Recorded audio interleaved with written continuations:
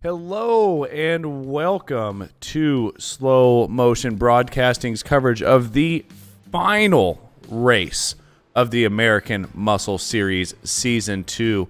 We are in race 14 at Sebring today, and a little bit of information about Sebring before I turn this over to Brennan. Sebring International Raceway is a road course auto racing facility in the southeastern United States located near Sebring, Florida. Sebring Raceway is one of the oldest continuously operating tracks here in the U.S. Its first race being run in 1950. Sebring is one of the classic racetracks in the North American sports car racing and plays host to the 12 Hours of Sebring. The raceway occupies a portion of Sebring Regional Airport, which is an active airport for private and commercial traffic that was originally built as Hendricks Army Airfield, which was a World War II training base for the United States Army Air Force. And with that being said, in the booth with me tonight is Brennan Horan with most of the commentary. Brennan, you ready for this? Yeah, I think I'm ready. Of course, Sebring, it's going to be an exciting race. Really, no matter what happens, it's just one of those tracks that always gives us a good show. So yeah, I'm ready for it.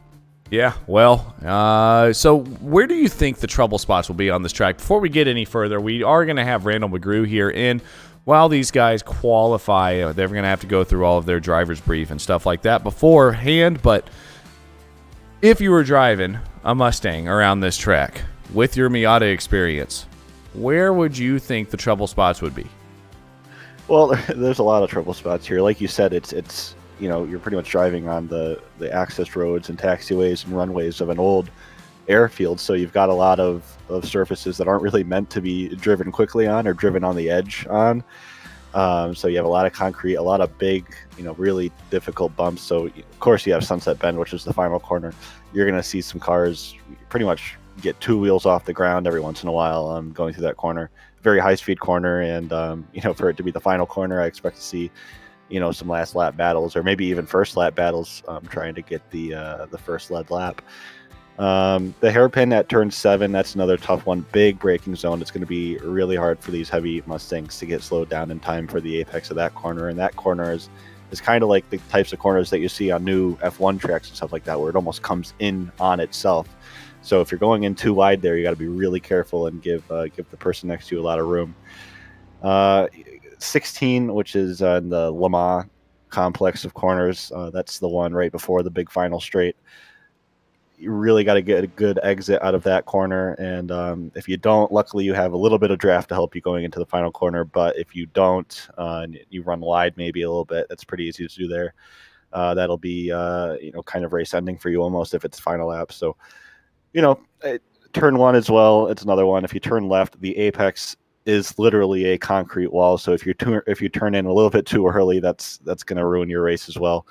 But no, I expect to see a lot of good racing tonight, and hopefully I don't see any of those trouble spots play a big role in the race. But I'm sure we'll see a couple of incidents there. So basically, what I've heard over the last 3 minutes is everywhere.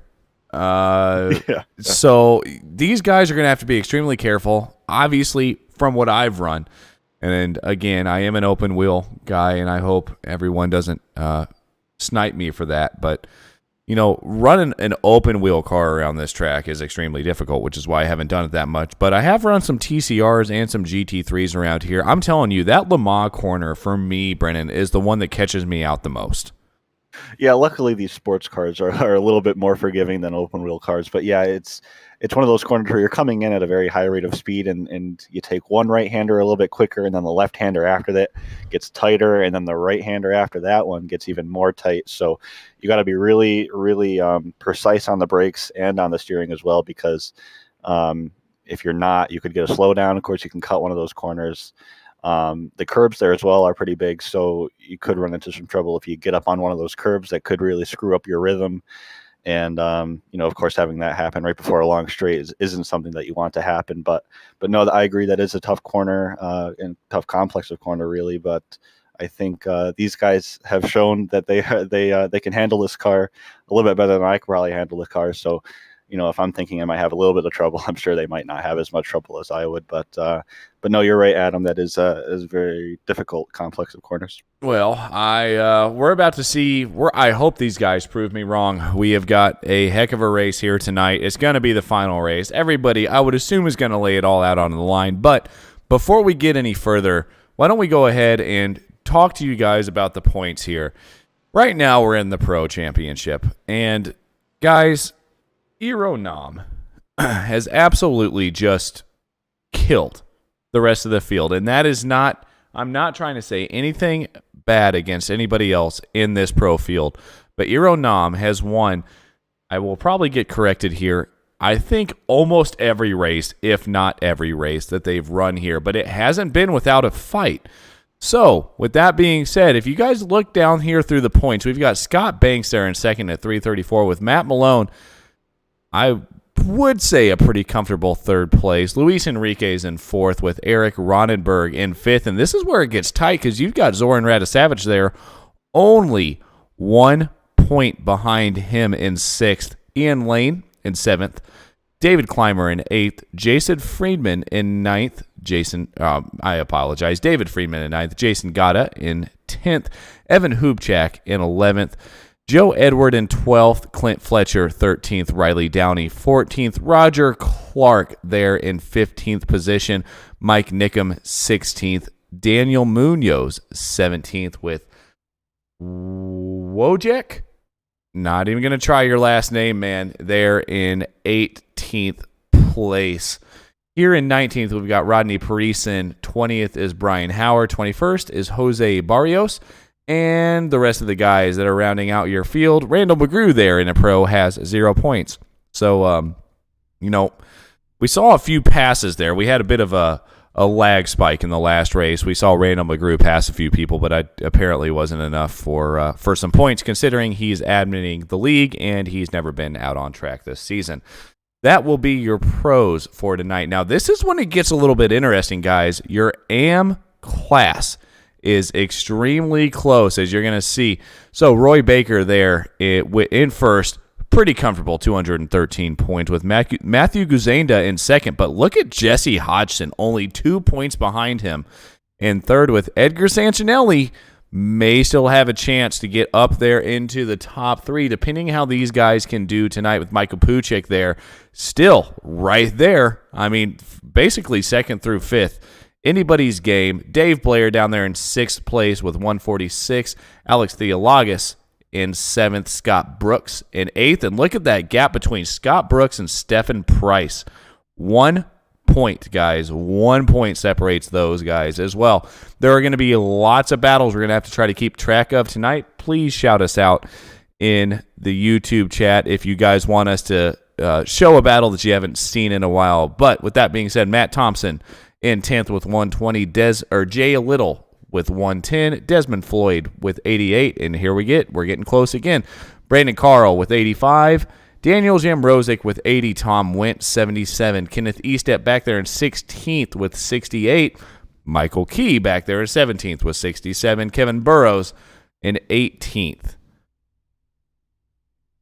Rounding the rest of them out will be Mark Abercrombie with 52 and 19th, John Hill with 43 and 20th, Chris Schultes with 39 and 21st, Devin Dawson 22nd, David Clark in 23rd, Peter Stewart 24th, Phil Scrutton 25th, Cody Brent 26th, Greg Obergovich in 27th.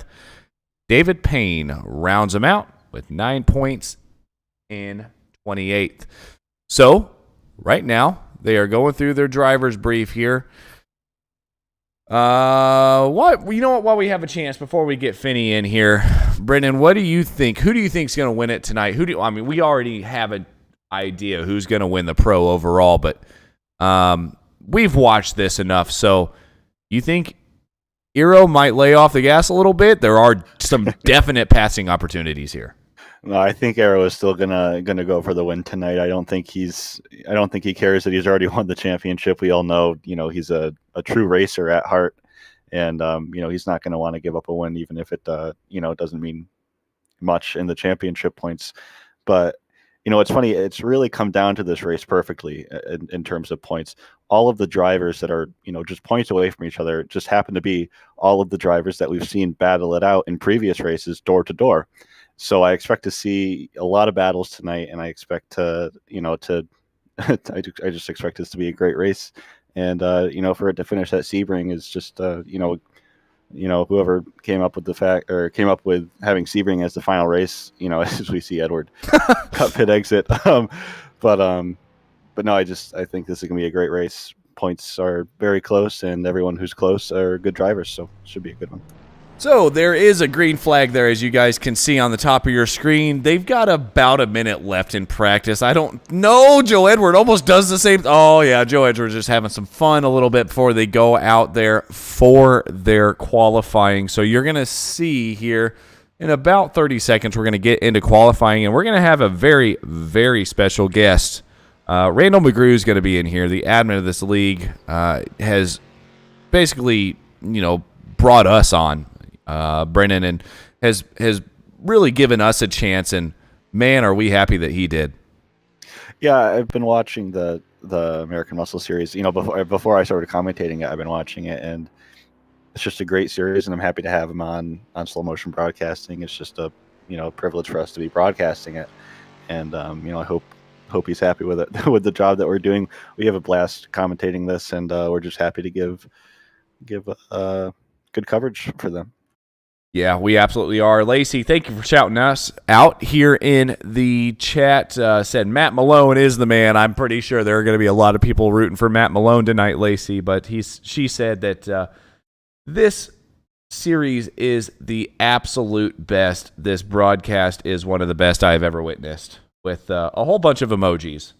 So thank you so much, Lacey, for giving us a shout, and hope you stick around, and we'll have to see. But with that being said, we do have the man, the myth, the legend here in interview waiting. Randall McGrew, owner, admin of this league. Brennan, I'll let you start it off. Randall, what a season. We've said too many things about the season, really. And coming down to the final race of the season, what are you thinking? It's just, looking back on this great season that you've had, what are some thoughts that you have? Well, first of all, I want to thank all of our awesome drivers. I mean, to imagine that we're 12 weeks deep into a league, on our 14th race, that we're still having 27 cars take the grid. We had a little bit of fall off, but we're still at 27. That's phenomenal. I could have never dreamed that. Yeah, it's nothing to be ashamed of at all. It's very strong field tonight. We were talking about that earlier, how having a field like this at Sebring is just going to be a great race. What are your thoughts about the upcoming race right now? I know that this is a very tough track, and you've driven it many times, and seeing your drivers out there right now in practice and now in qualifying, what are some things that you expect to see? Well, we have an absolute gunfight for the last two steps on the pro podium, so I expect a really good show up front, and it's a pretty tight battle for second on the AM podium, and possibly a tight battle for third on the AM podium as well. So that midfield battle is going to be really important tonight. I suspect this race may be a bit like Watkins. This track is not as drafty, but it does still have a nice draft element to it. Yeah, that's a good point. It's obviously it's hard for an admin to talk about penalties before the race, but do you expect any argy-bargy to go on? I know you said it's a lot of draft is going to play a role into that. Do you expect any bump drafts or door-to-door action tonight? I know we expect door-to-door action, but do you expect things to get a little bit out of hand? I know it's the final race. Everyone wants to get as many points as they can. What do you think? What do you think about that aspect? Well, I think we're in for a bit of a surprise at the start. I also think that we will see a little bit of argy-bargy, and my perspective on it going into this race with all the battles for the podiums that we have is I'm mostly in a let them race kind of scenario. I'm not really looking to penalize anybody too much. If something's really bad, obviously I'll have to hand out a penalty, but I'm really not looking to get involved at all tonight. That's good. Well, Randall, that's all I have for you. I'm going to hand you over to Adam Thompson right now, but just thanks again for putting on such a great season. It's been awesome to watch and cover tonight. Yeah, Randall, I've got one question for you, man. We've got you up here on on the stream, and really you were the first league that came in here and gave us a chance as a broadcasting company. And I hear you're looking for sponsors, and we've put it out there. And if you have any information for any potential sponsors that you're looking for. Yeah, so this is potentially the Your Company Name American Muscle Series for Season 3. We're looking for sponsors at all levels, but primarily we're looking for a title sponsor. We want to keep a broadcast going because the racing's phenomenal and everybody should see it. And you guys do a really great job with it. We've been really happy with it. But this season, it was completely funded by the drivers on donations. Me and Ishmael, the other admin, made the prize pool, but the rest of the money that came in was from the drivers. So this is really their league, their broadcasts, and they're putting on a good show for you guys. If you want to contact me, my email address is showing on the screen now, rrmcgrew@gmail.com, or you can hit me up on Discord, finny.mcfinger, #6697. I will go ahead and throw that there in the chat, Randall. So I'll tell you real quick that I'm not ashamed. The overlay's messing up when I try to put both of those in there. So if you're looking on screen right now, you can see that race info screen. rrmcgrew@gmail.com will be on screen, and there will be here in the chat in just a second Randall's Discord information if you want to hit him up. But Randall, what do you got planned for next season? So we're going to be looking to start the next season in the middle of iRacing Season 3, between weeks 4 and 6. I'm going to try to see how we can get around the holidays and things like that as best as possible. I currently have a poll out with the drivers to see what they have feedback wise for formats, possibly going multi-class, but it's likely going to stick to be just the Mustang and probably very similar to what we had this season. It works so well. No, this is definitely the best league that I think I've been a part of and been able to broadcast, let alone watch. I mean, forcing me to watch an iRacing race on Tuesday night that I'm not a part of, I was like, oh, man, here we go. But I would tune in to watch this even if I wasn't broadcasting it. So, yeah, Randall, I want to thank you so very much for getting all these guys together. And I did not know until about 2 minutes ago that this was all driver funded. So the fact that you've got this many drivers that believe this much in this league, Randall, is really an awesome thing. And I think we're going to be talking to you here at the end of the race. You're going to be giving out some awards, yeah? Yeah, we're going to be announcing the podium for each class once I can get through any post-race investigations that may be necessary. Hopefully not, and get the results uploaded. And we're also going to be giving away the second coaching session thanks to Bruno Carneiro driver coaching. And the top step of each podium is going to get an awesome 3D printed trophy from the Simpit, our other sponsor. Also going to be announcing the Cleanest Driver Award. So the clean-ish, what is the clean-ish driver award? I'm very curious, to be honest. Sorry, that's probably just me being a little mush mouth. Cleanest. Oh, there we go. Cleanest. Yeah. I was like, wait a minute. What is a clean-ish driver award? But anyways, thank you, Randall, for all your time. And I'm going to let you go back. We're going to cover about the last 3 minutes of qualifying here. And hope you enjoy this race. And if nothing else, man, you've put on a great league. Just let me say, look at those top three right now. You have Zorn and Eero on the same 1,000th of a second. That is exactly why I'm about to let you go right now, Randall. This is amazing. It absolutely is, Randall. Thank you very much for your time, man, and we'll talk to you at the end of the race. Thank you, guys. No problem. So that was Randall McGrew there, admin owner of the league. And like Randall just said, as Eero Nam comes out, and does he not do this every race, Brendan? Comes out and just put 0.6 of a second ahead of his second place competitor in Zoran Radosavich.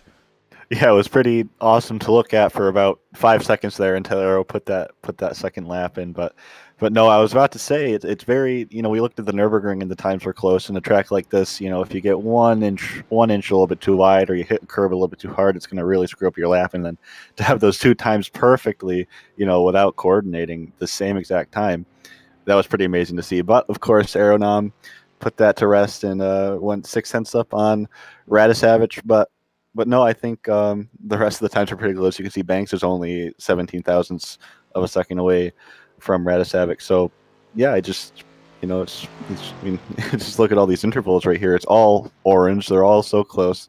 Most of them are within a tenth of a second, Oh, if hang not on here. thousandths and hundredths of seconds. But no, this is definitely going to turn out to be a good race if these drivers are this consistently good. So we're watching Luis Enriquez right now, who has put in 3 green sectors. I don't see any purples, but I do definitely see 3 green sectors. That may be able to pole vault or vault him up into maybe the top 4. I know that's Ronenberg's and Ronenberg Guzenda are quite a bit of a ways up there, but we're about to find out as he comes down the back straight here. Brendan, you're going to have to help me out. Oh, never mind. That's the Almond Straight, and then we're going to come into Sunset Bend, see exactly what Henriquez can do. You can see that black bar going across the bottom of the screen, and he runs another green sector. He's got one more corner. I would maybe consider it the hardest corner on the track as they're going over the concrete. It gets pretty bumpy, but it looks like Luis is doing pretty well to get through that.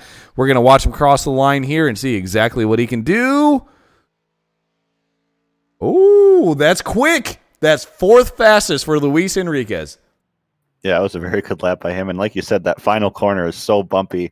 If you ever watch the races here in real life, it's, they always play a slow motion shot almost every single lap of the cars bouncing over those bumps. And it just looks like it's awful for the driver and awful for the car. I don't know how cars can withstand that much, bumping and beating, as well as the driver, how much they can stand that. I mean, I go over a pothole and I cringe, and these guys are going flat out as fast as they can throughout that corner. So, for these drivers to be able to put in laps like that, with that kind of taxing, effort that they're doing, it's just amazing.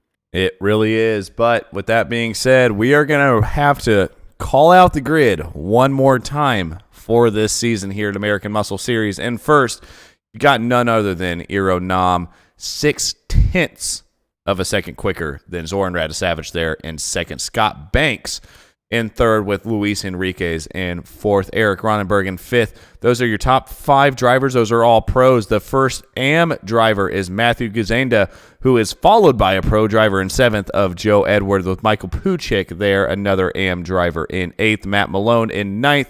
Evan Hubchak 10th. Edgar Sancinelli starting 3rd in class, but down there in 11th overall. David Clymer there in 12th. And we do have more, I promise you, with Jesse Hodgson there in 13th. Mike Nickham 14th. Roy Baker 15th.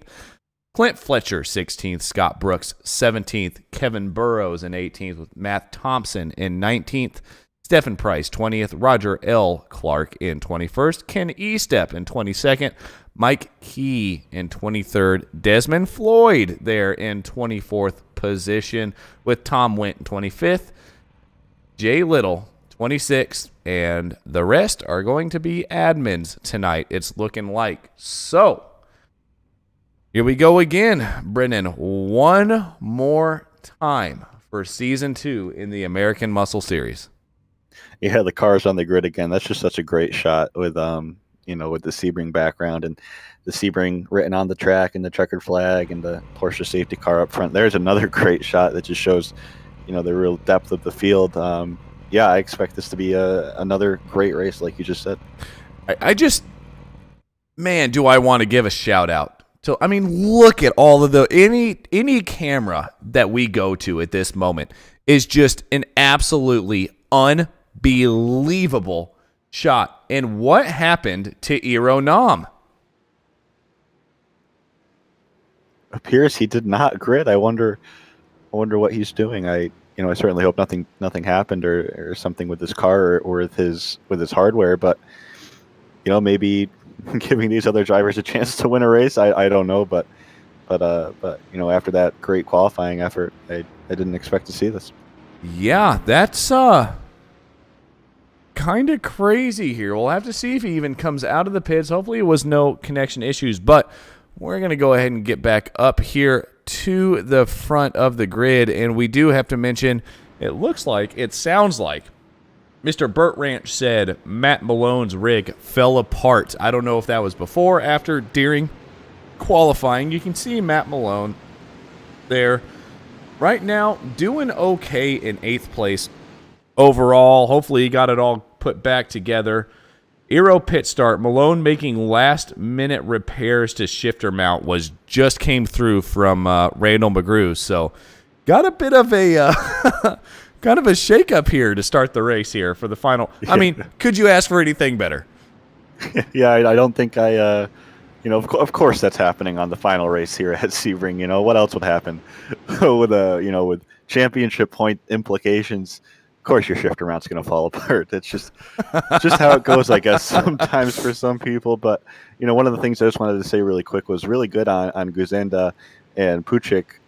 These two AM class drivers are really up there with the pro drivers. So, they're definitely deserving to be there. And I'm excited to see them battle it out with some real professional drivers out there. Obviously, they're all professional drivers, but class-wise, I think it'll be cool to see. So we just got another message here through from Eronom. Said no issues. I apologize, Ero. I wasn't trying to tell you there were any. I just very confused on what you did, but we get to watch you drive back up from the rear of the field. And I just got one from Randall McGrew as well saying Malone might still be on quali fuel, unfortunately. So this is going from bad to worse here for Matt Malone tonight, especially with the championship implications on the line. Yeah, that's awful. I'm sure, he was probably in the middle of fixing his shifter mount and clicked grid without remembering to put in, extra fuel, other than the fuel that he had in qualifying. And I know that feeling. It's just a sinking feeling. Once you put the car in gear and you get going on the pace lap, that there is no going back. You cannot put more fuel in. So, but wait, we're going to see a early stop Brendan, for him. Wait, we've got another update. He is actually on race fuel, but he's running paddles instead of his shifter. And that's a good fix. It is. That I would definitely take the paddles over not running race fuel right now. Yeah. We'll see exactly what Matt Malone can do. I believe it was this league a few races ago, and maybe somebody can tell me exactly who it was. Somebody didn't have pedals, and I believe they were running on hand controls, and that may have been another league, and I apologize if that was, but we'll see if Matt Malone can do somewhat of the same thing, but that's neither here nor there, and we are about to go green. Brendan, I'll let you take them through. Well, pace car is about to pull off. They come up to the infamous start line here at Sebring with this great camera shot as well, and of course they go on green, and the green flag flies right now, and here they go into turn one. You've got Radisavage and Banks side by side. Henriquez looks like making a move almost going into turn one. Of course, this is the corner where you're turning in and you're looking at a concrete wall, so I hope no one hits that. Here's that wall I'm talking about. A couple of drivers getting really loose on entry and luckily not sliding into that wall, but we're 3 wide in the back, almost 4 wide a little bit. And looks like everyone made it through just fine. We're getting into a tight left-hander now. It looks like they're side by side. This track gets really tight. They're going to have to sort this out right now before that straight comes up. Yeah, they're definitely going to have to. And Banks is saying, can I please have that position? And Radisavage is saying, no, you absolutely cannot, Scott Banks. And Radisavage is going to fight him back down to the inside. He's going to be able to make a slot between him and Henriquez. He is, but look, don't look now because here comes Ronenberg. Going to have to get down on the outside here. It doesn't look like if Ronenberg can make that stick. No, he's going to lose a couple positions. And Matt Malone on paddles is going to try to come through here on Ronenberg. Yeah, you could see the pink car playing a little bit safe going into that hairpin. Didn't want to turn in on anybody, but it looks like he may have gave them too much of a space to pass, and it looks like he lost a couple of positions there. Ooh. This is a really tough corner. You can see they get really close to contact. It's hard braking and then hard right on the throttle. Look at Edgar Sanchinelli now coming in to turn 11 and coming into 12 and 13. This is already turning out to be a good race. You see some damage on one of those cars already, maybe from bump drafting or, kind of a Constantina effect into one of the braking zones. But clean so far for everybody else, and, I'm happy to see that. Yeah, this is very clean. If you take a look, actually, it does look like we do have a driver kind of here. And, oh, never mind. I know exactly who that is. That is not Eronom, but Eronom does have some massive damage on that car starting from the pits. Yeah, we know that he's really good at outbraking people, but maybe, trying to outbrake people that were a little bit farther out in the pack.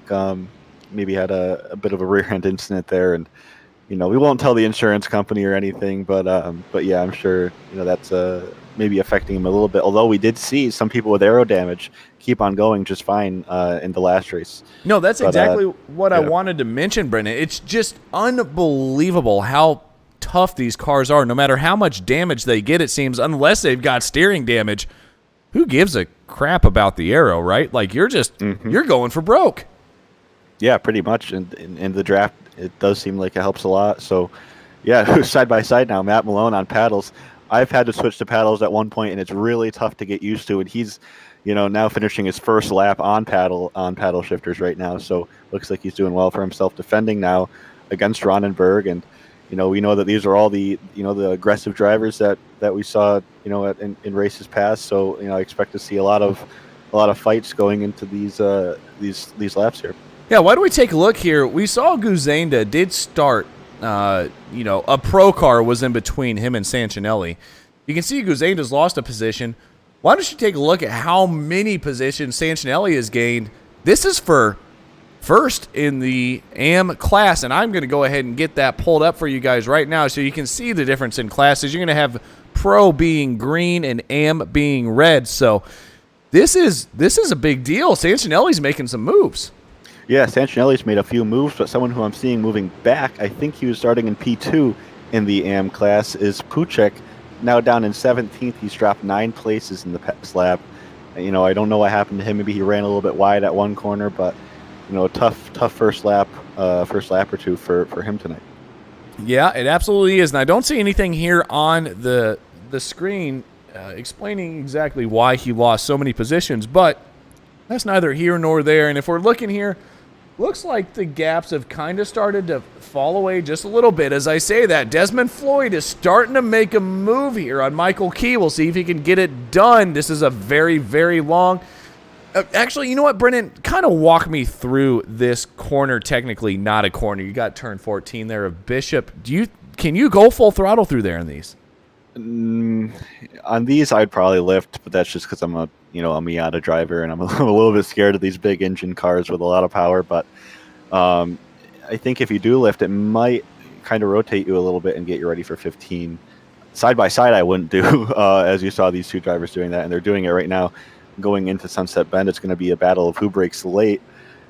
It looks like they both break at the same time. Oh, Michael man, Key this is goes going to be tight. a little bit forward and a little bit wide, but Floyd still has the inside corner. But Michael Key looks like he's almost going to get it around the outside, but Floyd has the preferred line into that corner and comes out ahead. But back to Bishop and going into the Le Mans section, it's just one of those ones where you have to be spot on, and if you're side by side, that's not spot on. So you're going to be a lot slower, and it's going to be a little bit sketchy to drive door to door with someone like that. Absolutely unbelievable driving there by those two drivers. But we're going to watch Mike Nickum get a little bit loose here.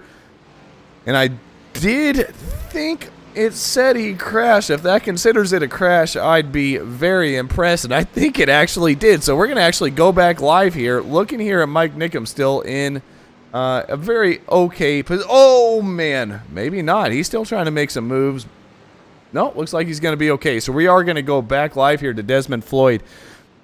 Just unbelievable racing there through Sunset Corner, as you were talking about. It's so tough for those drivers to get through there. And we mentioned at the beginning of the broadcast, Brendan, how bumpy it was.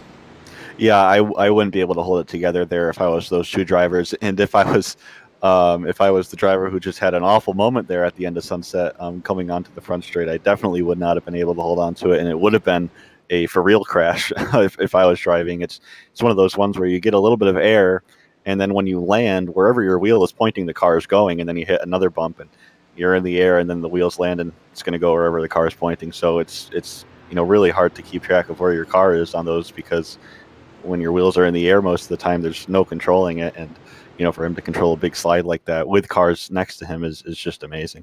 So, Brendan, take a look there at the timing tower, and you're going to see Aero Nam has pulled into the pits and gone out of the race. So, no matter what, we are about to see a new winner in the pro class tonight. Yeah, definitely. It's I think right now you can just sit back and relax and watch the slow motion broadcasting coverage of this racing. He's definitely deserved to take a break and sit back and watch a great race. And he's got the championship sealed up by a long shot. So it's no problem with him right now. So you see Radisavage now in the lead, and Banks is right on his tail. Right behind him is Henriquez. So this is a 1-2-3 battle right now for the lead of the race. This is, and we've seen these guys go to battle multiple times throughout the season, and this is going to, I have a feeling this is going to turn out to be a barn burner. I mean, what race has it here? I mean, they raced Nürburgring, Brennan, for God's sakes, and it was still like a battle for first place across the line. So super excited to see exactly what these guys do and how they hold back. And as Randall mentioned at the beginning of the stream, kind of surprised me, actually. He said there really wasn't that many drafting opportunities. Yeah, that's a good point. It's probably only the most useful one would be the Ullman Straight going into the final corner, and even with that, you're going to be side by side. You're not going to complete the pass really into Sunset Bend, so you're going to have to get a perfect exit and hope that the guy ahead of you screws up on the final corner. If we're looking at a last lap pass, maybe you could see some bravery, outbraking each other and maybe going a little bit wide and hoping that the car ahead of you is your personal break and you can hit him and have him slow you down is probably what I'd be looking at doing. But yeah, that's a good point. There's, going into 6 and 7, it's kind of a curved straight. So yeah, not too much help probably. But we look back here, Edgar Santinelli and Hodgkins, P2 and 3 in the open or in the AM class. So this is another battle to look at. These drivers are all very close in the points. So you've got Santinelli right now trying to get around Hodgkins, but look at what that has done. That has allowed Baker to get, or I apologize, Santinelli trying to get around Clymer, but that has allowed Hodgson to get around Santinelli as Santinelli tried to go to the inside, and Hodgson was like, thank you very much, I'll go ahead and take that. So now they're both going to have to try to make a move around Clymer if they can, but at this point, Matthew Guzenda up there is definitely where he wants to be. He has a driver in between these two who he's battling for the podium's positions. Yeah, and if I was him, I'd probably use, Clymer or something maybe as a pick or something like that. But these drivers are so close together that I think it's going to be hard to lose the driver behind you. It's going to be, all down to the technical parts of the track where you can pull away, because once you get back on the straights, sure, the draft doesn't really help you pass that much, but it does let you stay together as a pack. So, if I'm Guzenda, I'm not, too happy about that. I just want to pull away from them and let the drivers behind me fight, as we see Floyd right now and Price going into turn 1. That is a very dangerous place to make these moves, and it looks like they may still. Nope, it appears as if Price has gotten the move done. Barely, my goodness, that was scary. Yeah. Anyways, back up here, we do see this battle here for overall and first in class as well. Radisavage and Banks has definitely closed this gap down, and he's kind of drug Henriquez along with him. So it's going to be interesting to see here, and I hate to say this, but we've seen this before in this league, Brennan. Look back there at Matt Malone on paddles. At this point, kind of just stalking. We've seen some argy-bargy, as you guys were talking it here at the beginning of the race in the pre-race interview with Randall. Especially at Watkins Glen, we saw some pretty big contact there on the last lap as Malone gets a little wide. Yeah, that's besides that, it looks like he's been running some really clean laps, and I don't think he's close enough to the lead pack where he's getting a kind of a slight whiff of the draft, but I still always see.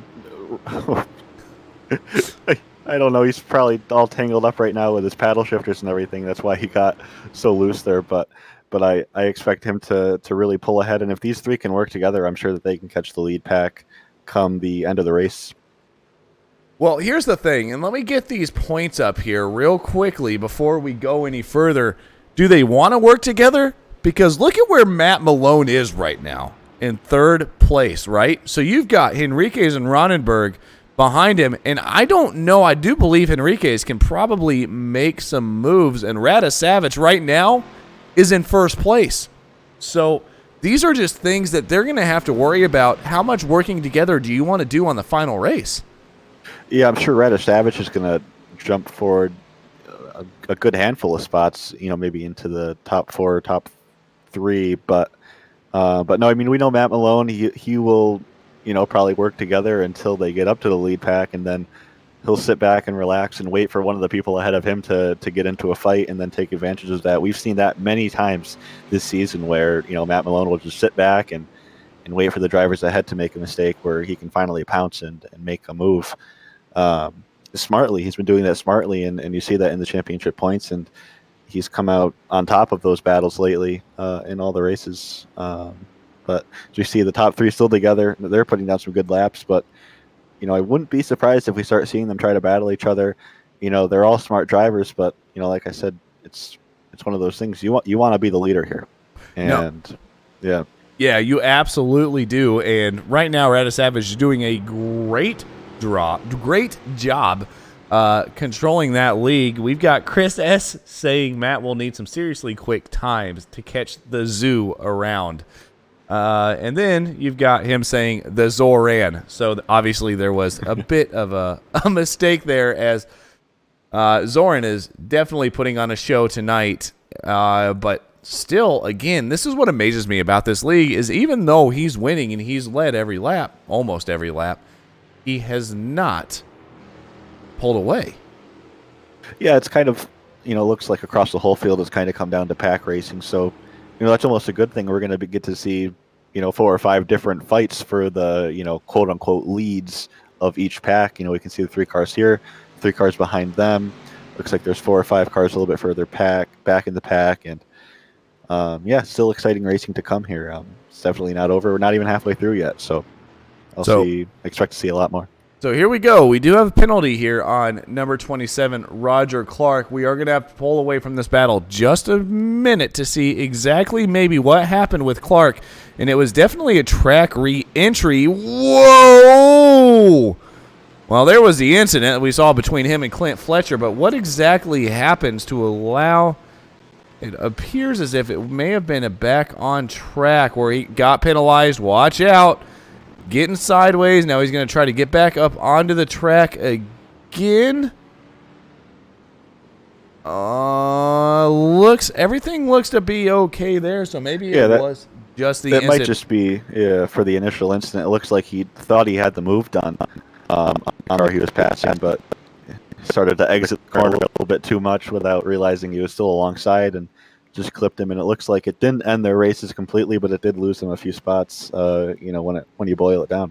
Yeah, absolutely. And I do apologize, guys. I can see that here on the overlay there is a bit, when the penalties come up, they're moved up on the screen. So you will be able to see it. Just look for the red or whatever. If it's red, obviously there's going to be a problem, and I'll try to shout these out to you the best I can. Apparently the overlay has moved, and I didn't catch that. So we're just going to let that be, and we're going to get here back into the racing. And right now, the racing is very good at the moment, as it looks like Desmond Floyd was pretty close and lost a bit of time.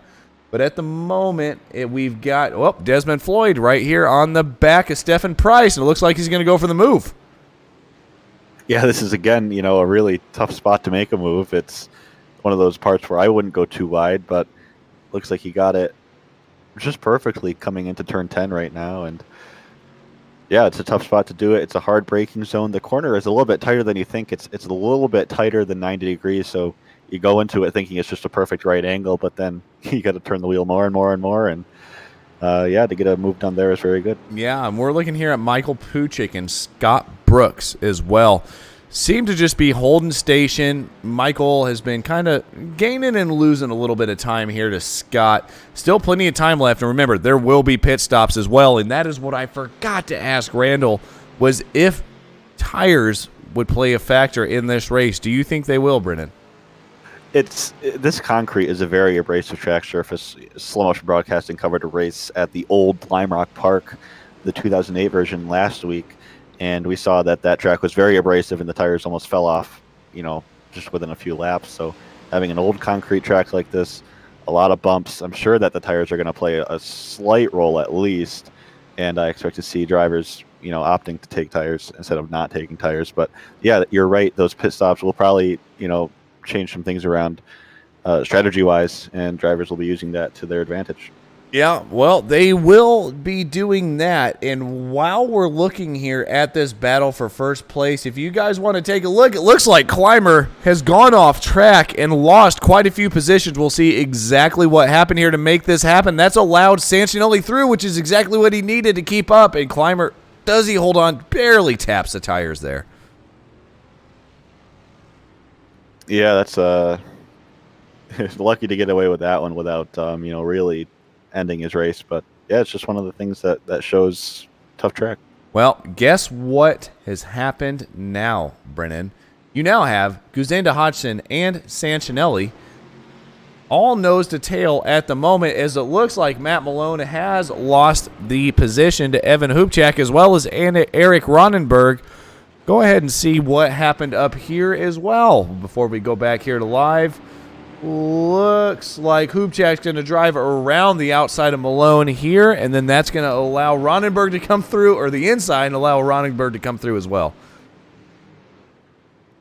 Yeah, I'm having a couple of technical difficulties on my end, but yeah, I'll let you take it, Adam. I'll be right back. Okay, so we're going to go back here to what we were talking about before. We got Sancinelli here, kind of in third place, just trying to do what he can to catch up here to Hodgson and Guzenda, but Hodgson is finally starting to close a little bit of a gap here on Guzenda. Going to try to be able to pull that in maybe before the pit stops. See exactly what happens to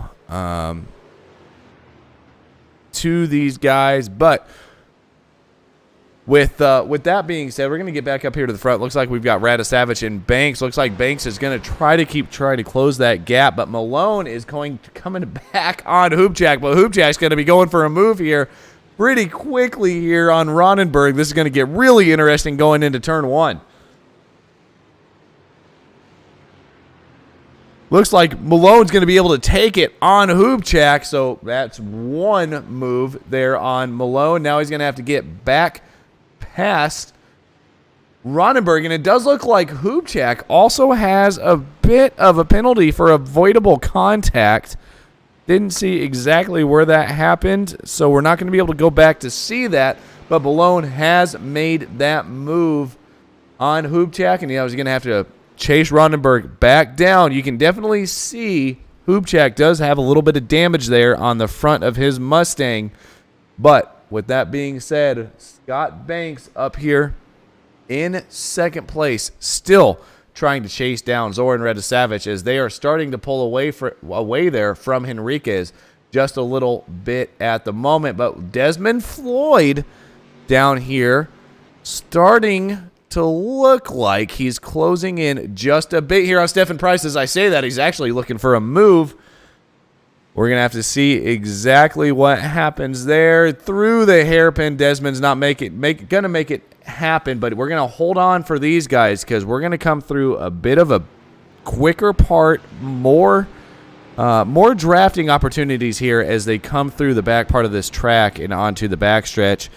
With that being part of the runway, looks like Floyd may have a little bit of rear wing damage as well, which probably isn't helping in his attempts to make the move around Price. But this is for 16th and 15th overall.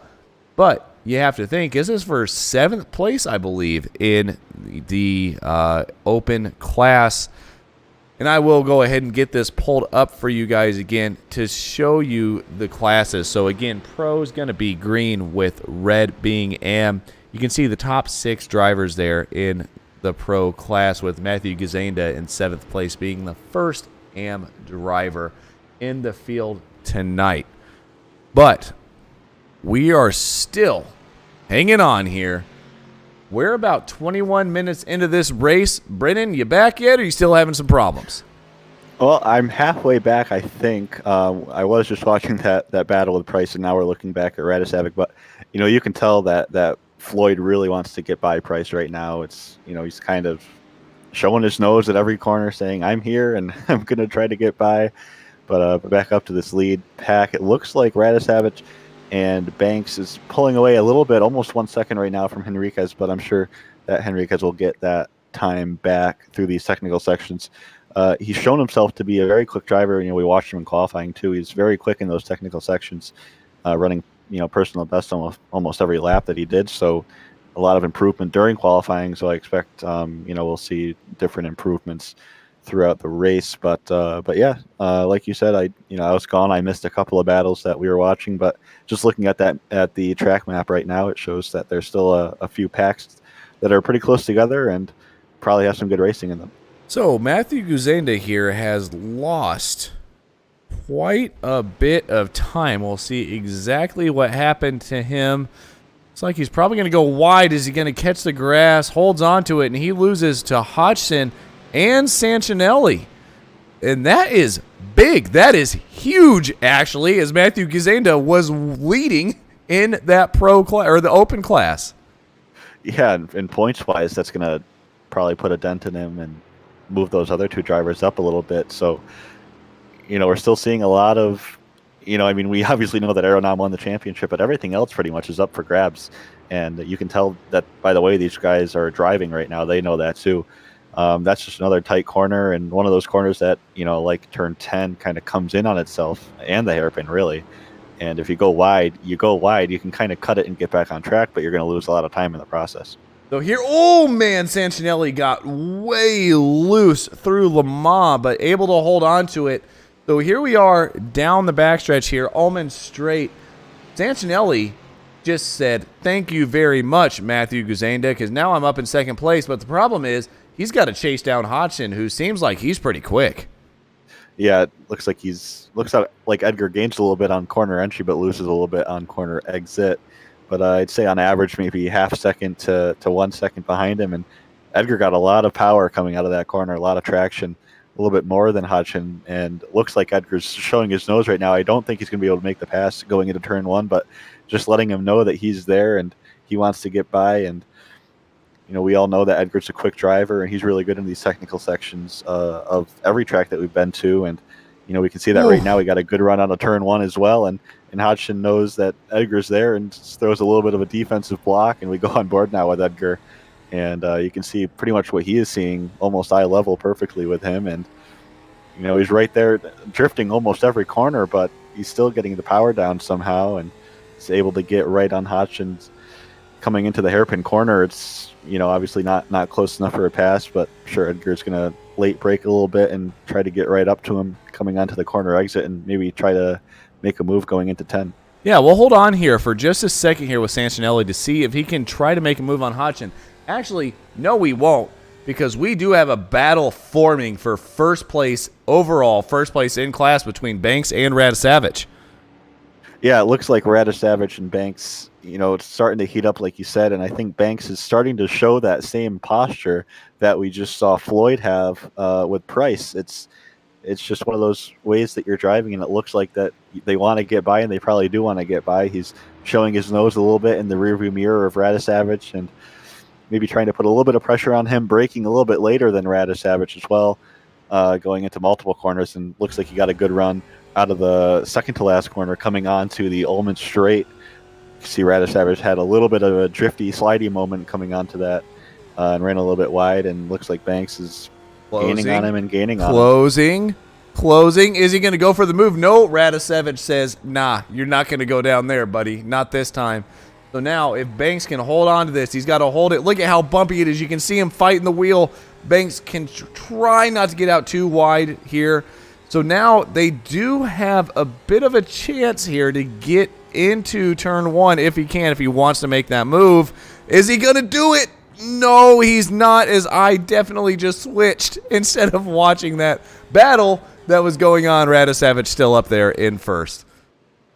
Yeah, though we did see Edgar almost want to make a move going into the final corner, and now he's only 4 tenths behind. They're probably going to be going into turn 1 right now. It looks like Edgar has a little bit of rear end damage.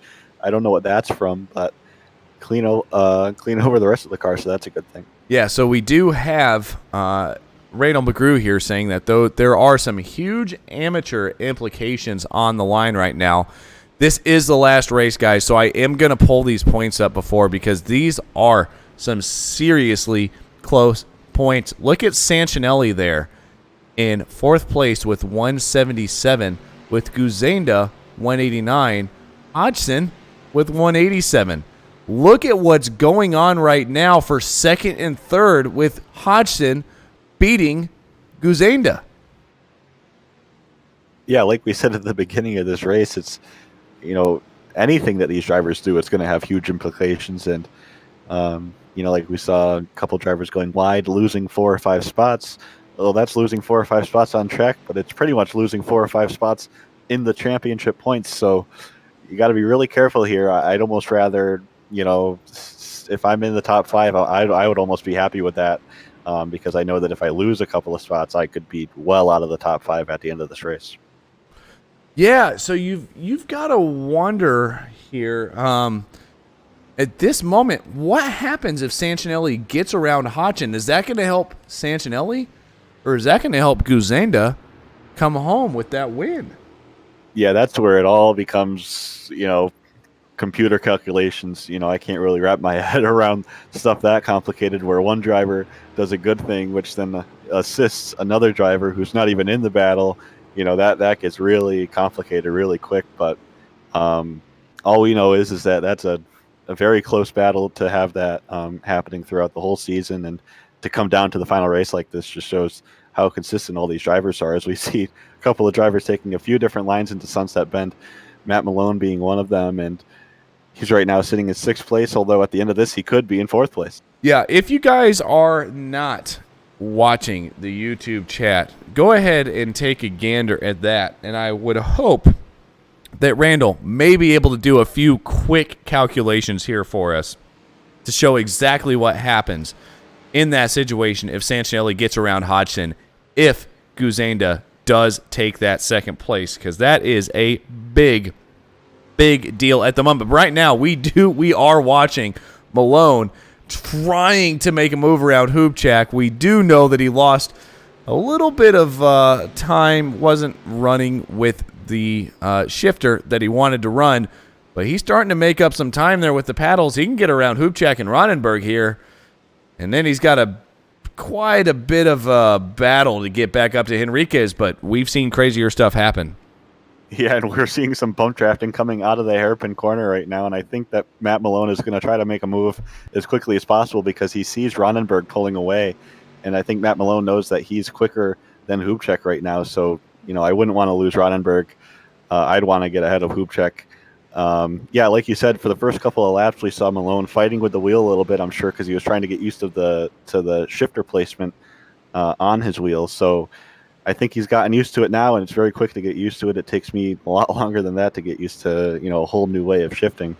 To go from a 6-speed manual Mustang to a paddle shift Mustang, and to go wide, everyone's doing a really great job. Yeah, well, that is why Matt Malone has, I'm going to make a number up, 12 bazillion viewers on Twitch, and I've got 3.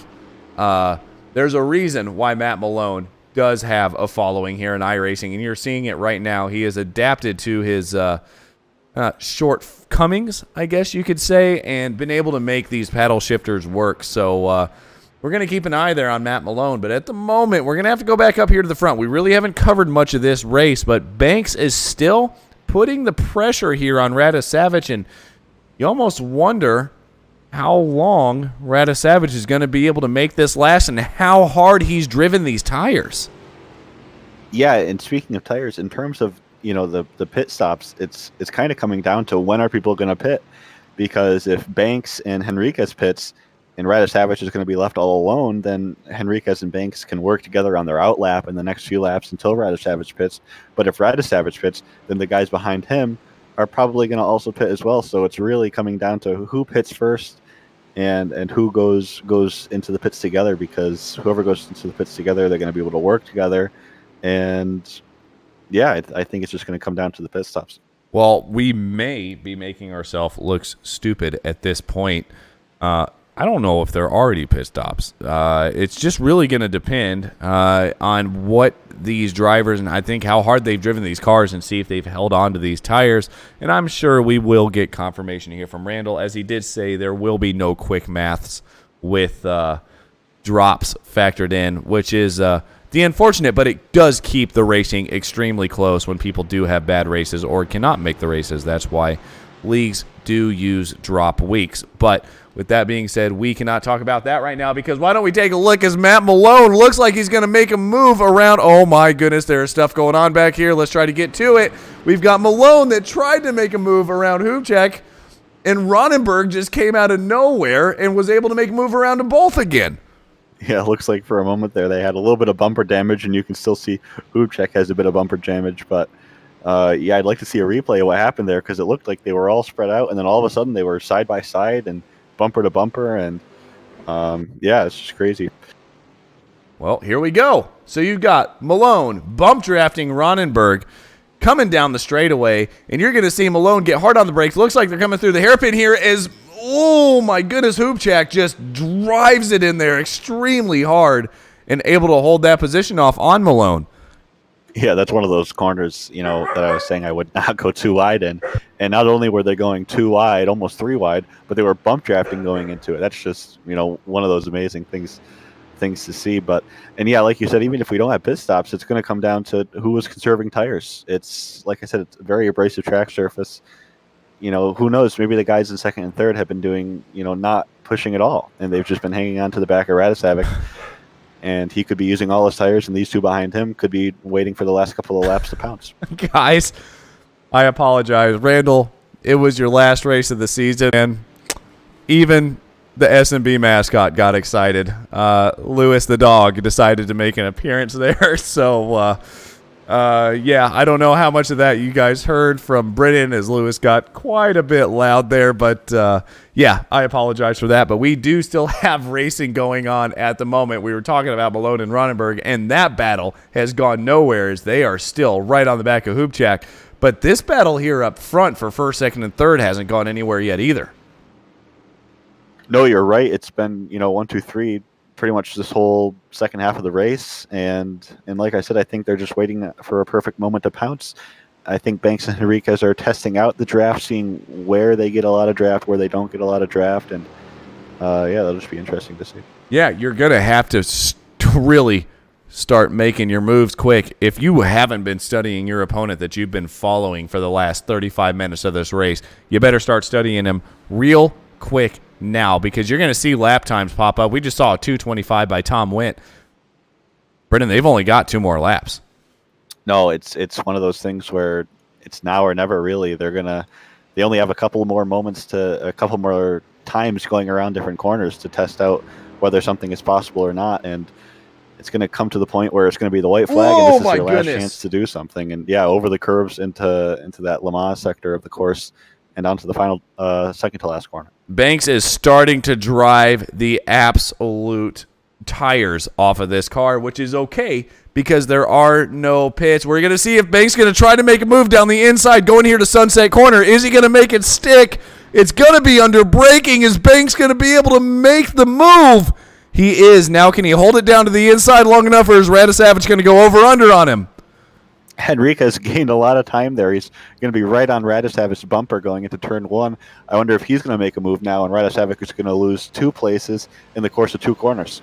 That is huge there on Radisavich and Henriquez. Now, we're going to see if Radisavich has started to bring himself back together.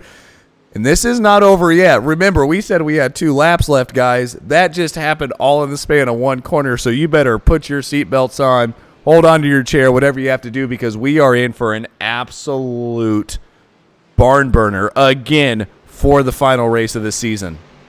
Yeah, that was quite the ambitious pass by Banks, so I wouldn't be surprised if as we see Ronenberg now side by side with Hubchak going into turns 5. This is just really heating up right now. And where did Matt Malone come from up there in 4th? Taking advantage of the 2 drivers ahead of him battling. Like I said, it's just what he does. It's perfect. All right, so here we go. We do have this this battle here between, we got Malone and Hubchak. Looks like Hubchak's found a way around Ronenberg, which we missed as well, which we can go back and see. Malone there into the final corner, Sunset Bend, able to get around him, and then there comes Ronenberg around the inside of Hubchak too. Oh, man, that was close. Oh, man. This is, on the final lap, this is just going to be great. It looks like Sunset Bend is the place to pass. And like I was saying, I wouldn't be surprised if I see Ronenberg kind of do a retaliatory pass, really aggressive late dive, kind of like what Banks did on the final lap. I want to see that happen. So we're going to bring up the pro points one more time for everybody to see exactly what kind of implications this has. You can see Ronenberg there in fifth place, Radisavage in sixth, and look at the points separating those two drivers at the moment. And you've got Henriquez, who right now is in third place, but Zoran Radisavage is in second. I have no idea what's going on right now. 1 point between them on the championship and 1 inch between them on track. You could see they were pretty much bump drafting going into the final corner. Now different lines.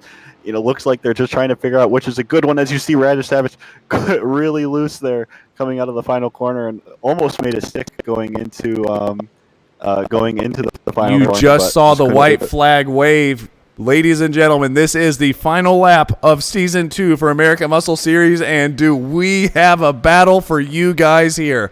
We've got Scott Banks in first, Zoran Radisavage in third, Luis Henriquez Zoran Radisavage in second, Luis Henriquez in third, Zoran Radisavage tried to go for a move there on Banks, but back here to Malone and Ronenberg and Hubchak. This isn't over either. We have got battles forming all over the field, and don't look now, Sancinelli is that much closer to Hodgson. He can make a move here on the final lap. This is great and unfortunate at the same time, having so many great battles to watch, but only one screen to have it on at one time, as these top three come into the hairpin for the final time. Yeah, so we're going to go ahead and keep an eye on this battle up front here, and if we do see battle starting to form, what happened there? Looks like Ronenberg went off track. He does go off track. Oh my goodness.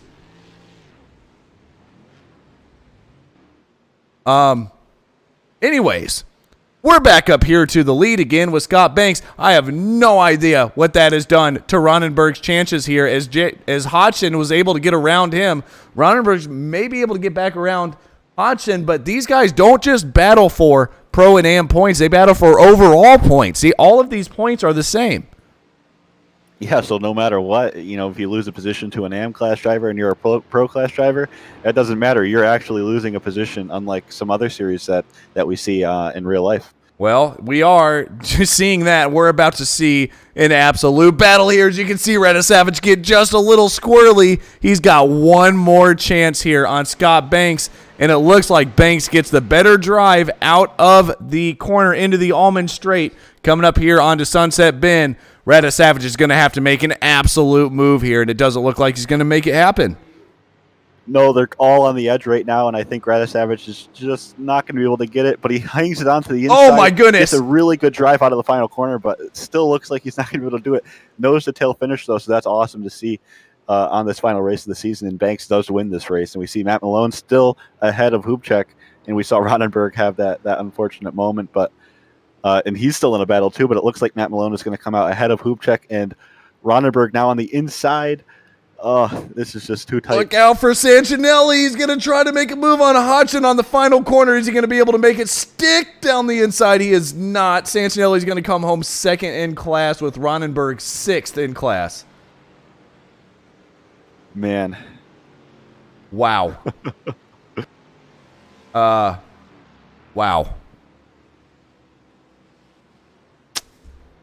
I don't know. We're gonna keep watching here though. We're gonna try to get through the rest of these. We've got Price and Floyd pretty close together. It looks like Floyd goes way wide. Price is gonna try to get down to the inside of Floyd. Not gonna make that stick either. It just looks like all of these drivers are just a little bit too far away from each other going into the final corner. But my goodness, Brennan. Yeah, that was a great race. We were watching that Floyd and Price battle a few laps ago, and it looks like he finally got by him. And there's just this whole race was like that. You would look away for 5 seconds, and something would happen, and there was something happening all around the track. And Sebring International Raceway for the season finale couldn't do any better. I mean, could you And well, you just said it. I was going to say, could you ask for anything better? Scott Banks wins the race. This may be his first race of the season. And why wouldn't it come on the last race of the season? Well, it's certainly not a bad place to do it. Obviously, I think he'd like to have a lot more wins under his belt, but to have it at a track like this, very tough job, and he got it done. We are still waiting for one more driver to come across the line, and then we will get to the results. If we do see, I have a feeling people are going to be doing plenty of burnouts here, as you can see it down the front stretch there, but we do have the results coming up for everyone now. We've got Scott Banks wins the race, first place. Doran Radisavage there in second. Luis Enriquez in third. Matt Malone comes home fourth. But I just want to mention, look at that gap between the top three. They are covered by 0.7 of a second. But that's not the craziest part. You got Matt Malone and Evan Hubchak with Eric Ronenberg further back. But Malone and Hubchak only finished about 0.5 of a second away from each other. Jesse Hodgson comes home first place in the AM class with Edgar Sanchinelli in second, Guzenda in third. That is 7th, 8th, and 9th overall. David Clymer comes home 10th, Mike Nickham in 11th, Scott Brooks in 12th, Roy Baker 13th, Matt Thompson 14th, Michael Puchik 15th, Desmond Floyd 16th, Stephen Price in 17th, with Ken Estep there in 18th place.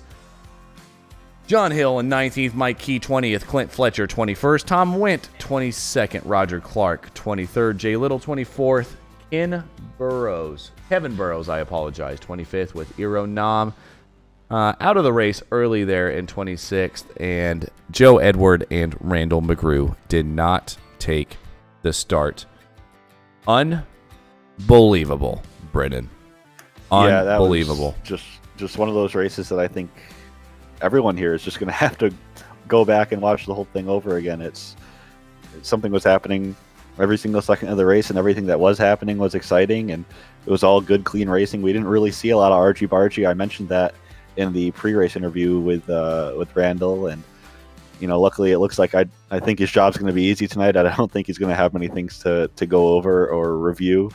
Everything tonight was beautiful. I don't say that much about racing, but I think all the driving was great and clean, and a lot of what we've seen throughout this whole season has resurfaced tonight. And you couldn't, like we said at the end of the race, you couldn't really ask for anything better. No, you really couldn't. So we are about to pull in some drivers here. Scott Banks here in first place overall, first in the pro class. Brendan, I will go ahead and let you have him. Scott, I'm sure you are exhausted after that race. You were in that pack of three, that lead pack. Walk me through that race. That was awesome for us to watch, but I can't even imagine how it must have been like in the car. Man, I mean, first, I almost didn't even race today because I hurt one of my fingers yesterday, and I thought, considering the drop weeks, and I didn't know if I'd make it all 40 minutes, I almost didn't race. So, kind of glad I did. But yeah, the start of this with no arrow there, I saw that I had a little bit of an opportunity to at least try to get somewhat of a gap on Matt back there. And then hopefully only have to race Luis for that to try to get the second points worked out. But man, that turned into 40 minutes of just nonstop chasing, get to him, try to make a move like on the outside of a corner that I shouldn't be doing that, and then fall back, and then try to catch up again and do the same thing and fall back. That was one of the things that we were talking about. You weren't leading the whole race, but it looked like you were kind of methodically planning out every move that you did, and just testing things, every other corner, every other lap. And, obviously it turned out perfectly for you. What was your strategy going into this race and throughout the race? Sit back and relax and follow and chase that leader and test things out, or were you hoping to get to the lead quicker? When we were sitting on the grid, when I was trying to figure it out, my goal here really was just kind of hang out in podium contention and see what happens. But then as everything happened in the first few laps and it was the three of us started to pull away, then it was like 32 minutes of, okay, my goal is to win this race because I know where I'm faster than him and I know where I keep messing up. So I was just trying to minimize the mistakes that I knew I kept making through practice and qualifying. Just knowing there were a few corners that I was faster than him, and at some point I could try to make a solid move. Well, I've got a quick question for you. You said that you were thinking about drop races at the beginning of this race, and now you come home with a win with a huge haul. Are you happy you stuck around tonight? Oh yeah, 100%. Even like disregarding the point situation, even with the drop weeks, if I fall to third or fourth, that was totally worth it. That was a lot of fun. That was my first win in 2 seasons of this series, actually racing for the win, because my other one was in the chaos at the start of a race that I made it through. So this was extra rewarding to actually be up there racing to one of the best guys in the series for a legitimate win here. Well, Scott, it was awesome for us to watch, and a huge congratulations for your first win. Is there anyone that you want to thank tonight for helping you get into this position tonight? Oh, man. I mean, really, I want to thank Finney, because this league over the last 2 years has made me a considerably faster and more confident driver. So really, like, I love doing a whole bunch of official races and iRacing, obviously, but this league is something I look forward to every week that has drastically improved like just overall my confidence to want to push. Last season I would kind of hang out and just accept third place here. Now I knew I could go up there and push and not throw it away or anything. So big thanks to Finney for this league. The season's been super fun. Looking forward to next one. Yeah, well, everyone, that's your winner tonight, Scott Banks. Scott, congratulations tonight. It was an awesome race, and we hope to talk to you sometime in the future. Thank you. Yeah, looking forward to the next ones. That was, again, as Brendan said, first place overall, first place in class, Scott Banks. But don't worry, guys, we are not done yet. We do have Luis Henriquez coming into the booth.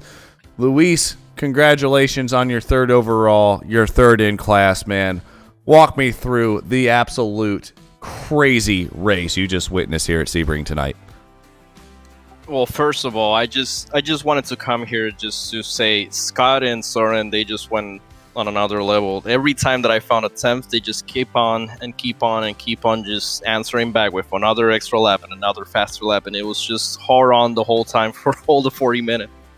Yeah, no, we kind of saw, we just got out of the interview booth there with Scott, and let me tell you what, he was trying to keep it cool, but you could tell he was definitely working for that win, and we've seen you up there up front for most of the season, so congratulations on that. Can't wait to see how all of these points shake out. It was definitely pretty interesting, but you know, for all the races that we've run overall this season, man, I guess if you had a favorite, which one would it be?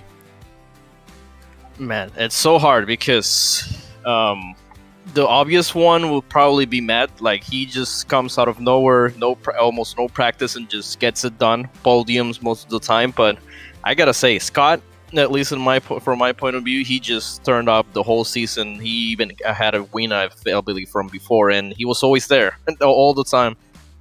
Yeah, absolutely, and that's what I mentioned as well. Scott Banks just kind of, since we've been broadcasting, kind of came out of nowhere. But Luis, when we come to, you know, this season, we're wrapping it up, man. What would you say you'd be, you know, most thankful for this season? Where you've most improved overall? Well, I'm thankful more for my qualifying. It's typically where I struggle the most. I would typically qualify around in the lower top 10. And the other thing is managing the race better in terms of pace and being a little bit more conscious of the tires. Now, the tires, it's not so much that you can wear them out, but you got to be really, really tidy with your steering inputs and all your car movements. Otherwise, you overheat them. So trying to manage that and keep the lap times pretty competitive. That's what's my highlight of the season. Well, absolutely. And Luis, I want to congratulate you for a third place tonight, but I want to congratulate you for an absolutely amazing season and give you a big shout out and thank you for putting on a great season for slow motion broadcasting and some of the races we've been able to broadcast. This doesn't seem like a job, and I've said that to everybody. So thank you very much for doing that. And Luis, before we let you go, anybody you want to thank, anybody you want to shout out for the final time of the season? I want to thank Finney, because this is honestly, from my point of view, the best series that I participated in terms of leagues. And it's always a good race in and out. Even at Tsukuba, we went there last season, and somehow I believe it was around 50 cars that managed to make it around the track without any big issues. And just the whole thing overall, it's a lot of fun to be in. And shout out to shout out to him. That's the only one that I have right now that I could think of, because this series just keeps on giving. Yeah, no, and Finney deserves all of the shout-outs. This guy is, for what he's done for the league, has just been absolutely amazing. But with that being said, Luis, thank you so much. Congratulations on your third place tonight, and we'll have to see where the points stack up, but congratulations for the whole season. Thanks, man, and thanks to you as well for sticking around. Absolutely. That was Luis Enriquez there. Third place overall, third place in class. Brennan, it appears as the next person we have here is going to be Jesse Hodgson. Finished first in the AM class, but not without a little bit of pressure there from Edgar Sancinelli. Hey, Jesse, Congratulations on this win tonight. Yeah, like Adam just said, a bit of pressure coming from Edgar, and it looked like you weren't involved in too much drama, but there was a lot of drama happening around you, a few cars going off track. You just walk me through that whole race overall with all that pressure on you, as well as, cars going left, right, and center off track in front of you. Yeah, for sure. It was definitely a lot of fun battling Edgar. I was hoping when I got around him, I'd be able to pull away, but he was on my back bumper the entire time. I just knew coming into the race how technical Sebring is, and my strategy was just try to limit mistakes, keep a consistent line, try not to drive above myself, and just be consistent with laps as possible. And I guess that worked. But yeah, it was definitely a lot of fun, definitely a lot of pressure. There was a couple cars had a moment nearby, and that definitely made it a little bit extra tricky. One of the things that we were talking about in the broadcast was tire degradation.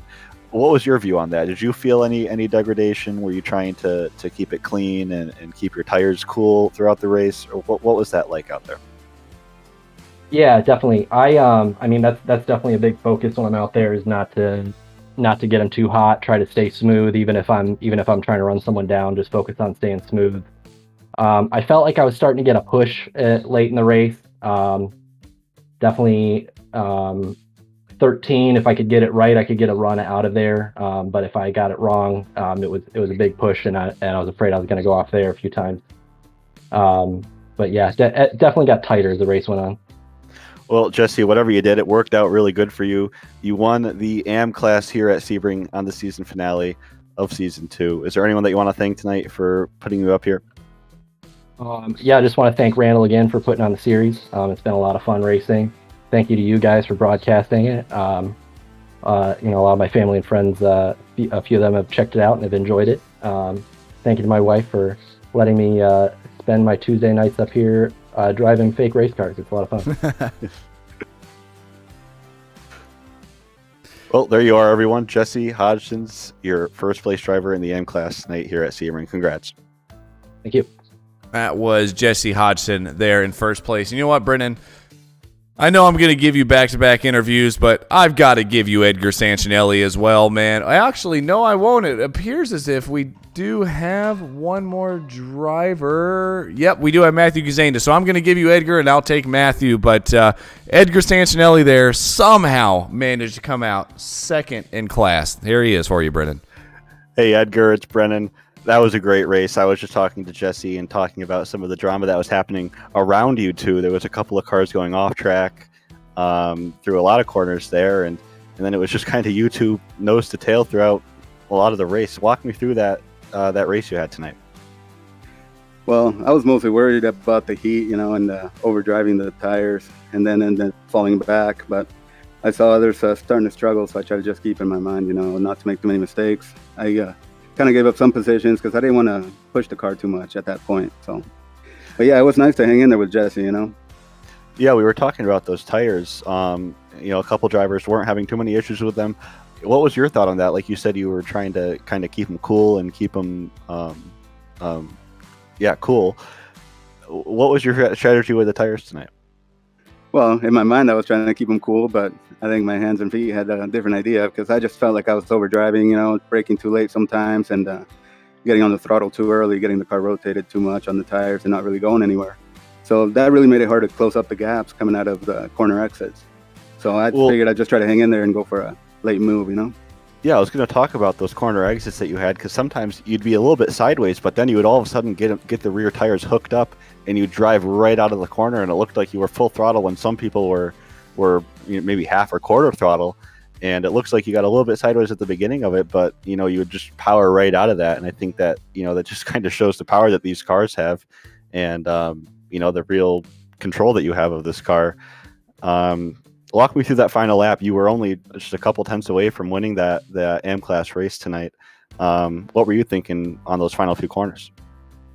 Well, I was really hoping to use Eric to my advantage, but I also knew that it's really hard to get up alongside and then make that pass. You can try to stick a nose in there, but even then you can start sliding, and I didn't want to take anybody out on that final corner. It's so bumpy, and even though we worked on the car and the rear, to get it through there and get the throttle down early, it just I just didn't want to run into anybody there and ruin anybody's race, Well, Edgar, P2 tonight, very close to P1. Is there anyone that you want to thank for this effort that you put on tonight? Oh, my friends, my family, and you guys in the booth, great broadcast. The league, all the drivers, and the Friedel Sport Racing team. It's a lot of fun practicing with these guys and Aero as well. So hopefully we can do it again next season. Thank you. Well, there you are, everyone. Your second place AM class driver, Edgar Santinelli. Congrats. We do have one more driver tonight before we get here into the actual big stuff here. We're going to pull Matthew Guzenda in here right now. Third in class. Matthew, welcome in, man. What a race. I guess we can start. Just kind of walk me through those first couple laps. I mean, how do you navigate 27 cars on track? It's pretty stressful. I mean, I was just talking to Edgar while we were waiting, and I actually starting higher than normal was actually a little bit more stressful because you had some of the guys that were a little bit faster than you behind you, and they're eager to try and catch up with the other guys, so you're kind of like a sitting duck. So at the start, it's really like, okay, I'm going to lose a couple spots, but I don't want to give up too much.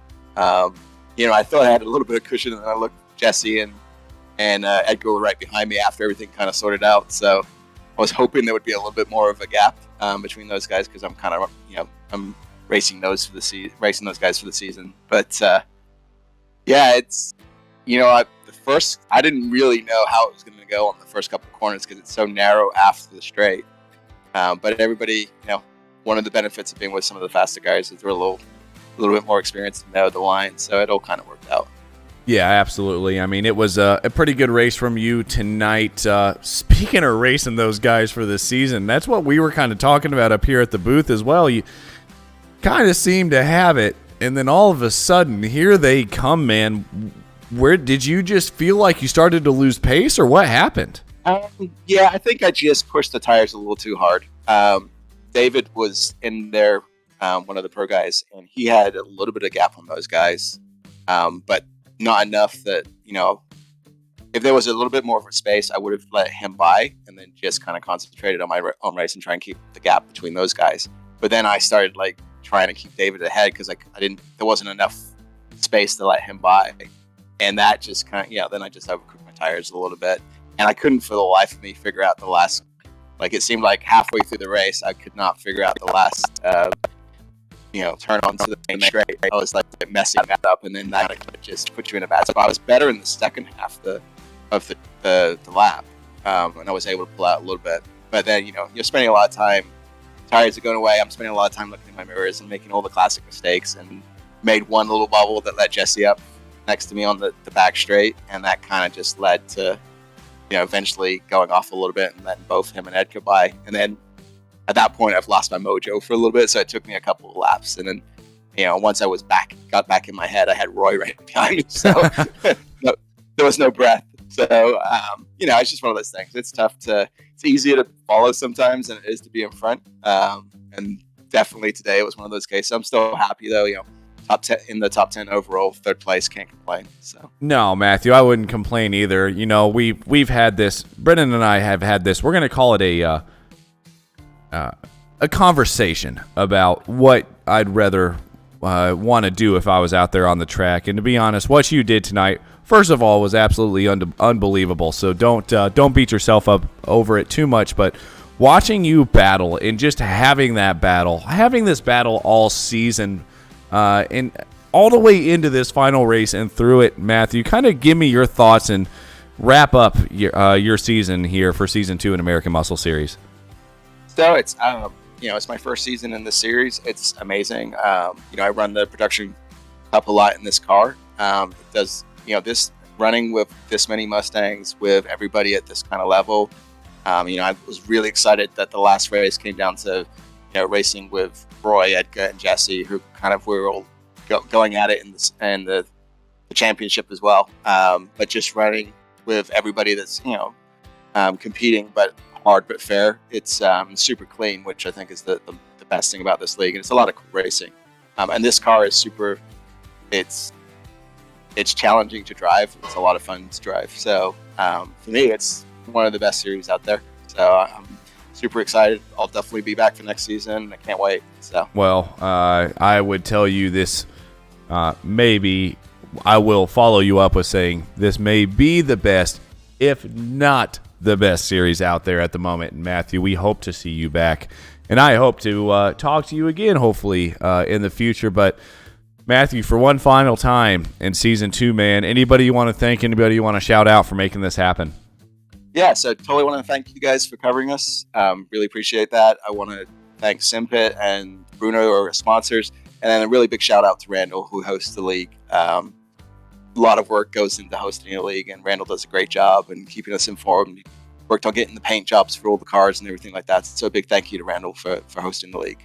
Well, absolutely, Matthew, and stick around. I'd go ahead and hop up on the stream if you could get it pulled up real quick, because we're about to pull Randall in here, and he's going to be announcing some pretty big stuff. So we'll go ahead and see how all that works out. But Matthew, thank you so much for giving us those kind words, and we will hopefully talk to you soon, my man. Thank you so much. You have a good one. You as well. That was Matthew Guzenda there. With the final interview for this evening. And here we go, Brennan. We're going to go ahead and bring in Mr. McGrew. It looks like he's gotten everything completed if he was sitting there in interview waiting. So, Randall, give me your thoughts on the race before we get into all the big stuff. Wow, were you guys bored in the booth? Like, it didn't seem there was much going on. Oh, yeah, okay, okay. No. More of the same with these guys, huh? Like, it's what just a show. It's just unbelievable, to be honest, to sit here every week, no matter where you guys race. And to be honest, now I can be honest with you, Randall, it was the end of the season. I thought Nürburgring was just going to be, I can't say it on stream. I thought it was going to be bad, right? It wasn't. I mean, it was an absolutely unbelievable race. For the guys here in AMS to get through Nürburgring like they did and just carry that through the rest of the season, been just an unbelievable feat. And I just want to give you a shout out like every other driver did tonight. You've done such a great job with this league. Thanks. Yeah, I've really put a lot of effort into it. But if it wasn't for these guys driving, we wouldn't have anything to work on. So I really gotta give it to the drivers. These guys are awesome. They come in every week and put on a good show. Lots of people here every single week. Really good retention. It's really down to them. Yeah, well, it's you've definitely got a good thing going here, Randall, and I know you guys have a season 3 coming up. And again, before we get into the big stuff, I know you're looking for sponsors here, so if you want to give your spiel one more time, or I can, you tell me. So season 3 is coming up in the middle of iRacing season 3 is when we're going to kick off, and it could be your company name American Muscle Series season 3. We're looking for sponsors at all levels, but primarily looking for a title sponsor. if you want to hit me up. You can contact me at rrmcgrew@gmail.com or finny.mcfinger #6697 on Discord. I got it that time. I actually put it there in the chat for everybody. So, yeah, man, please, if you guys are looking to sponsor, if you guys know of anybody wanting to sponsor, send them Randall's way. We want to keep broadcasting these races. We want to keep seeing great racing. We don't want to see this league go anywhere. But, Randall, with that being said, I hear you have some prizes to announce. Yeah, I do. And before I do that, I want to thank the drivers once again. This was an amazing season. This is our second amazing season. I also want to thank our sponsors for giving us some stuff to give away that really makes it fun. So, first of all, we have the winner of the second coaching session, and I had it pulled up, and now I've lost it. Oh, here it is. The winner of the second coaching session with Bruno Carneiro driver coaching is none other than the guy you just talked to, Matthew Gazinda. All right. So, okay. So, what exactly does that second coaching prize winner? What does that entail? Why does he get that? So we gave away one at the midseason break to Jay Little, and then Matthew just won the second one. And what those are is a 1 hour one-on-one coaching session with Bruno Carneiro, who's a pretty highly rated iRacing driver and a real-life driver and a real-life driving coach. Oh, wow. So he will really help you find some pace no matter what kind of car you're driving. And Matthew was kind of joking that he may have to run pro next season, so maybe we'll see him make a run for the big race. Oh, I don't think it's going to be a joke anymore for you, Matthew. It sounds like it's coming your way quicker than you think, man. So congratulations, Matthew, on the second coaching prize winner. Sounds like you've got a safest driver to give out as well. Yeah, we have a safest driver to give out. I did exclude podium finishers from both classes so that we can spread out the prizes a little bit more. So the safest driver for this season is going to be no real surprise because he was the safest driver last season. It's going to be Mr. Dave Blair. He had, in his best 10 events, only 16 incident points. Wow. Yeah, so Brennan, just wrap your head around that for a minute. 10 races, 16 incident points. I'd be getting 16 incident points every race. To be able to control this car is a feat in itself, and to be able to control it consistently at every race, almost every race that you go to, that's really amazing. So congrats to him. But let me blow your minds a little bit further. He was actually the fourth safest driver. There were 3 podium finishers ahead of him. Unbelievable. So I don't think congratulations, Dave. I don't want to pull anything away from you, man. That is an absolute feat. I wouldn't be able to do that. So congratulations, Dave. And what does he get there for safest driver? That's going to be a $20 prize. Okay. Well, there you go. Congratulations, David. And hopefully take that $20 and I would say put it in some pads or something, but you're already safe enough. You don't need any extra padding because you don't crash that much. But here we go on to the big stuff, Randall. I'll let you take it away, man. So I'm gonna unfortunately have to prefix this with a little bit of a caveat. We have another scoring issue. I have a ticket open with our developer of our scoring system. We're beta testing for somebody, and there's been a couple little issues, though I'm fairly confident that we have the podium right. Okay. So in the amateur division, taking the $10 third place prize is going to be Jesse Hodgson. Wow. Taking second place in the amateur field with a $20 prize is going to be Matthew Gazinda. And the overall amateur winner and champion is no real surprise if you guys were paying attention to the points. And he's going to win a $30 prize. That's Mr. Roy Baker. Good job. Yeah, congratulations to those 3. We were kind of wondering how that was going to play out tonight. We were all kind of watching that battle very closely between Santinelli and Hodgson. So congratulations to those top 3. But, we do have some questions there on the pros as well, because there was a bit of a shakeup there at the end of this race. There was quite a shakeup there at the end of the race. So in third place in the pro division with a $20 prize is going to be Luis Henriquez. So he managed to beat out Matt Malone by just a very small margin. Oof. P2 in the pro overall, Mr. Scott Banks, tonight's race winner. Very good. And our only repeat winner besides Arrow this year. Or this season. Wow. Oh, wow. Congratulations there, Scott. I didn't think anybody beat Arrow more than once. And that would be a $30 prize. And then, of course, we all know that the $50 prize for the top step of the podium went to Mr. Perfect, Hero Nam, with the maximum points this season. And he didn't run away with it. He may have won a lot of races, but he was under constant pressure the entire season. Yeah, no, and that's what I was kind of mentioning here at the beginning of the stream. We all watched Arrow win a lot of races this season, but that doesn't mean that the other drivers didn't have the chance. Arrow just found a way to get it across the line first. I don't know if he ever had a super comfortable race win, at least not one that we broadcasted. So that's just a huge shout out to the rest of the drivers in this league. Just because Arrow won this race does not mean any of the other guys were slow. And to put it into perspective, the very first race of this season, which unfortunately you guys weren't around for broadcasting at that time, he wasn't even going to finish on the podium. There was an issue with the leader very late in the race that the leader took himself out, and then the guy that took over the lead ran out of gas with a lap to go. Oh my goodness.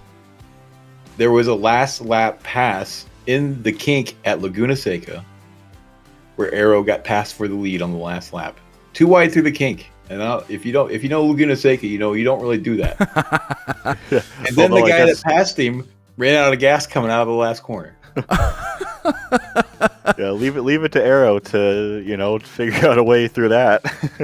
Yeah, see, it's not skill. Sometimes it's luck. But anyways, congratulations to everybody, everybody in this league. I mean, I know you can't give prizes out to everybody, but man, Randall, anybody you want to thank? I'm gonna ask you. I know you haven't won anything or gotten any podiums, but anybody you want to thank? Anybody you want to shout out for making this league possible?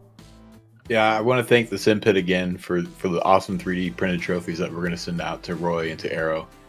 Thank you, Bruno, for donating some coaching sessions. It really helped give some people some stuff to drive for. That was a participation based prize, so showing up every week entered you into being able to get to that. Thank you to my other admin, Ishmael, who kicked in a lot of the money for the prize pool and helped me with every race, and has been my second pair of eyes for 2 seasons now, and has done an amazing job at helping me stay up with what's going on track. Yeah, Brendan, you got anything for him? Randall, this was just a great season to watch. I think that all the races together and coming down into this race, I think this was the perfect cherry on top for the season. I don't have any questions for you. That was just a great season, and you put on, one great show this whole season. So thanks a lot. Yeah, we'll see you guys again next season, and I'm working on a pretty dang good schedule. We are so looking forward to it. I cannot wait, Randall, and you just made my night, man. But with that being said, guys, I want to thank everyone for tuning in here for what we were able to cover here for the American Muscle Series. There was never a bad race. It's always been something different every week. So I hope you guys, for the final time in Season 2 of American Muscle Series, have a great Tuesday night. I've been joined in the booth by Brennan Horan. This was Slow Motion Broadcasting's coverage of the American Muscle Series, and we will see you guys all next time.